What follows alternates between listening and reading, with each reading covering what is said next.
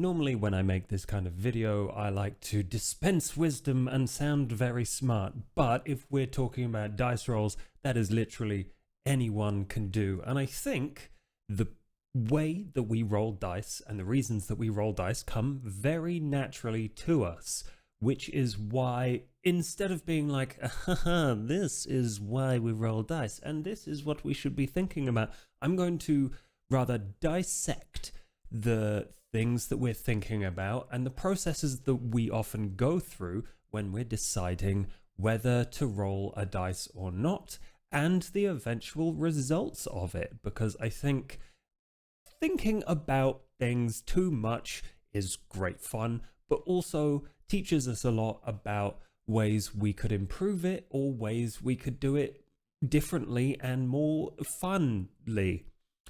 I'm Josh. Hello strangers. I've not made many videos in a while, but I've been really excited to do this one for a very long time. I'm going to break this down into 3 parts because the internet loves a numbered list. Part 1, why do we ask for the roll? Part 2, how difficult should it be? And 3, what will the results be? How do we figure that out?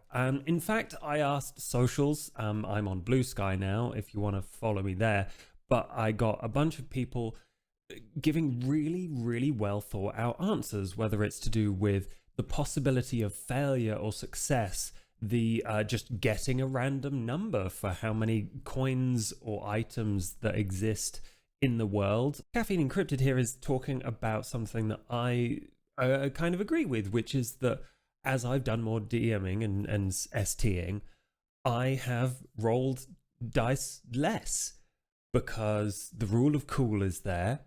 My own judgment has been honed like a sharp instrument, like a fang, because we're a vampire channel. And yeah, I think if there is a reason, then we should think about why that reason to roll a dice exists. So step 1 of rolling a dice, why? Why are we asking for a dice roll? Is it because the game tells us to? Now, I have a problem with this particular one in that I play a lot of games with a lot of rules. I love rules. Vampire the Masquerade 5th edition is probably one you've seen me GM the most, and that has a lot of rules. It tells you a lot of times to roll a dice or a specific dice pool, or to look for certain things on your character sheet or in the world, and roll a dice. I think the game puts those things in there mostly as a suggestion. So a lot of times I find myself asking for rolls because the game said so, and not necessarily because I think there should be one. And as we all know, the golden rule is what is cool, what is fun, what is important in the moment. And your decisions at the table and as players and GMs precede all of the things that the game wants you to do. And I'm going to try and put some nuance on the rule of cool here. While the rule of cool and the golden rule of the fun at your table being the most important thing, more than the rules of the game, we hopefully, when we're building a campaign at the very beginning, or maybe even somewhere in the middle if things need to change, have set out a list of themes and style, and we've all got a vibe for how this is going to play out. And sometimes if your players are feeling silly, goofy, and they're in goblin mode at the table, they might forget that.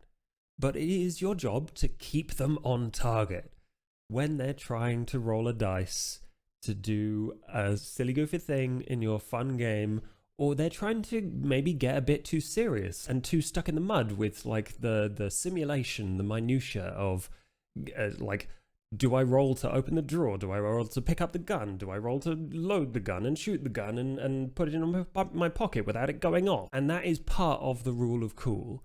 Is this cool and does it fit the game and the vibe that we're all trying to build together? And I don't think game designers expect you to roll the dice or even follow the rules all the time.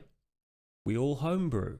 And so I don't think that because the game tells me to, or it's in a book, is a great reason for rolling a dice. What is a good reason is there a challenge? Is there a split possibility here? When I find myself coming to a decision point about, I can see in my mind two varying possibilities here. They're interrogating someone and they're trying to wheedle out information. Do they manage to intimidate them? Or does that person kind of fight back and try and escape, or try and like flip the script on them somehow?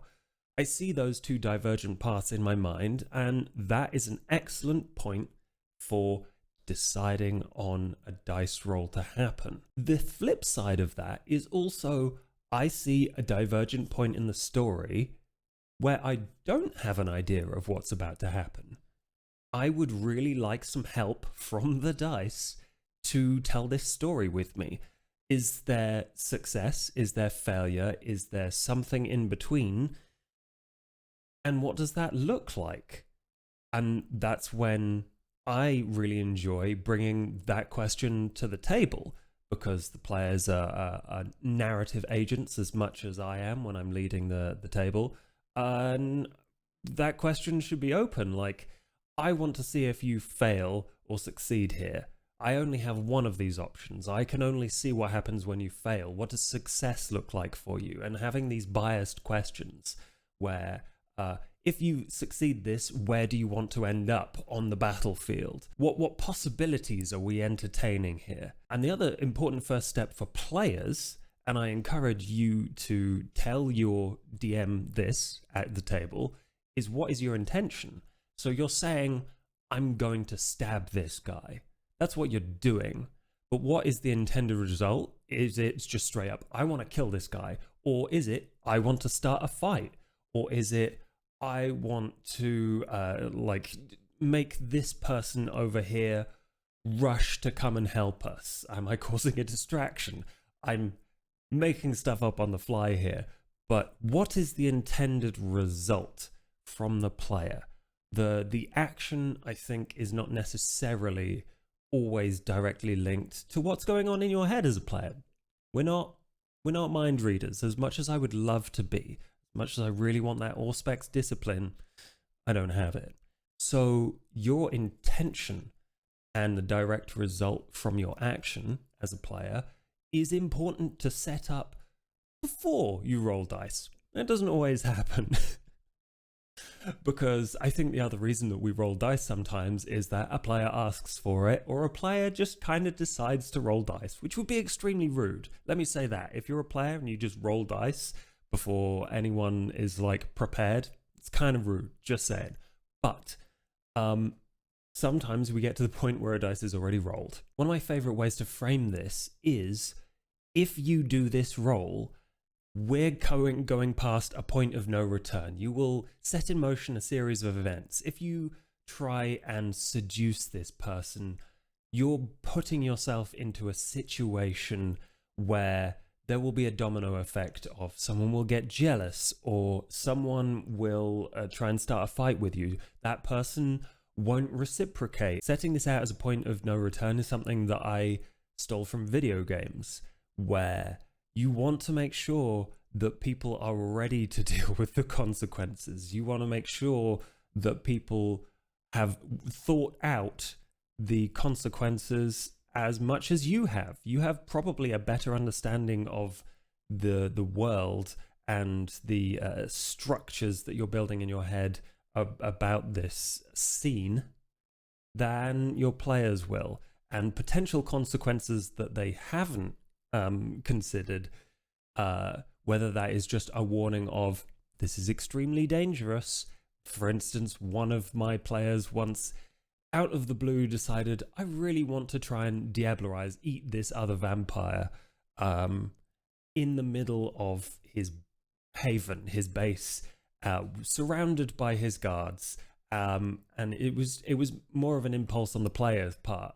And I set up, because they would probably know this as a character, that there are people that would try and stop them. They would resist themselves. They would have a really hard time trying to do it in the first place. Getting to them, going through this process is probably bigger than they imagined it would be because they were a first-time player. And being that guiding hand in setting up those dominoes and making sure that they understand enough of them that they consider whether this needs to be a role at all. And that is another question that I will put to you is, does this need to be a role? Can we just give the information, especially in mystery games where people are trying to piece together important clues about who was where, what was this knife covered in blood used for, where was it found? Is there like a password to a computer somewhere around? Do you need this barrier and the potential of failure in the way of your players progressing the plot? Because sometimes you just have stuff prepared and you need to get to it. Other times, the meat of the story is not in whether they spend enough points from their character sheet to get the key to open the lock to get in the room where the person they want to talk to is. No, they need to be in that room where the person they want to talk to is. They need to get there, and whether it's locked or not is just a small detail between them and the fun that you're trying to put together. The example game that comes to mind is Gumshoe. They're trying to solve a mystery case in that game as kind of detective players. You can't do that if you don't have the clues. You are detectives. You should be able to find clues. Whether those clues can be put together by the players is something that they can puzzle out themselves or do some dice rolls to allow you to help them draw those connections. But getting the clues themselves is super important. And if they don't happen, it blocks the fun. Does this role need to happen is a question that I've been trying to ask myself more. Can I just deliver this player a fun thing to use? Step 2 of a dice roll is difficulty. Is this a challenging role for them? Sometimes we roll dice because it's funny. Does this person slip on a banana when they're walking down the street? People like rolling dice. There's no reason to stop them from doing that. That would probably be like a difficulty 2 on a d20. Why does it need to be more than that? And sometimes it doesn't. But having that 1 in 20 chance that they fall pratfall on their face is really funny. So why not? But if it's important, if this is something that they've been building to, something that the character has prepared for to face their rival, whether they've gotten the magic dagger to stab into the Book of Destiny or not, will change the likelihood of their success. And following on from the fiction and the important themes and style of your game, and having everyone at the table understand that will, I think, help each person have a pretty good idea of how important a role is and how difficult it will be. If you're playing a comedy game and someone's like, I want to bounce on that trampoline and leap over the house, probably not too difficult. But if you're in full plate armor and you are in a low magic setting and you're trying to scale a castle wall and there's something like a slime, I don't know what would be in a fantasy world, probably not invented trampolines, but they're trying to bounce on a tree. They're doing that thing in cartoons where Wile E. Coyote pulls the tree down, ties it to a rope, sits on it, cuts the rope and flings himself over the cliff. Probably not going to happen in a very serious game. The questions we need to be asking ourselves, and this goes for players and GMs alike, is how divergent from the reality of the game is the result. And part of that is the game itself. You picked Vampire the Masquerade or Dungeons and Dragons or Monster Hearts because they contain certain themes, right? And each mechanic within a game will be designed to try and reinforce those. And we've already gone over whether or not I think that the game telling you to roll is a good reason for it, but we have decided to roll at this point. And so the game itself will have a lot to say about the possible challenge that is associated with doing this thing. Monster Hearts, as I mentioned, always has the same numbers that you are aiming for, whether that is a 7 or above for a partial success or a 10 or above for a full success. And that philosophy of something going wrong even though you're getting what you want is really appealing to me, and something that I think we can apply to any kind of game. If you're looking for a dexterity check over 15, and that is about 1 in 4, unless you have modifiers where you'll be really good at it. If you have up to +5, that's a 50-50. And the other option for that is if you're rolling a d20 and you can technically succeed on a 9 if you get that on your dice, but what you really want for leaping over a castle wall is probably a 20 without like losing something from your person or landing on your head. There's a breadth of possible successes there. Step 3, results. The dice has been rolled, the die are cast, and now you have to kind of collapse that quantum possibility state into a factual thing that your players can do something with, whether it is picking what a possible success and consequence looks like, whether it is describing to them the beautiful way that they pirouette through the air. These are all the really meaty, juicy, fun parts that now that we've pitched ideas, we can all kind of meld those together. A player has pitched you an idea for what they want to be the result of their persuasion seduction is a very fun, spicy thing. Do they lead you into another room, or do they kiss you outright in front of an entire ballroom? Where's the drama? And yeah, giving that opportunity after you've kind of solidified the result for the player to react. And I really enjoy that moment. I think we all do. It's several types of enjoyment all at once. The debating what could happen, laughing at the dumb things that everyone suggests, and picking our favorites, and then giving that moment for them to react to is all a really enjoyable eventuality. And I think the results are now still something that you have to vibe. I'm not telling you to fudge your dice. Whether you fudge your dice or not is entirely up to you. I do not care. I think it's important to consider the emotions of the people at your table, and maybe what you thought was great during the entire rest of this process might disappoint people. And this is still a moment at which you can adapt and decide on whether this is something that will actually bring your players joy and fun, right? You can ask them, how does this happen?